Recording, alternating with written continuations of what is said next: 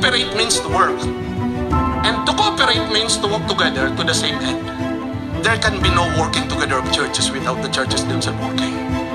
Two are better than one because they have a good return for their labor. And if either of them falls, the one will lift up his companion.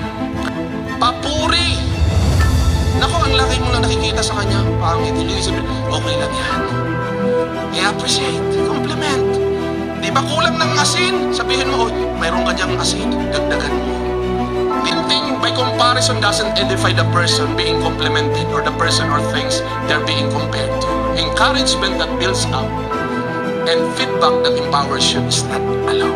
Jesus never at one time took the glory that was due to the Father even though He is a part of the Godhead.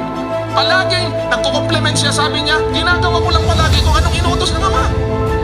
Hindi niya kinukuha ang glory. How generously can I contribute to the church through the gift of my own time, talents, and treasures? Kaya ikaw at ako, may blessing ka sa body of Christ. Behold, how good and how pleasant it is for brethren to dwell together in unity. We can work together to make a difference in this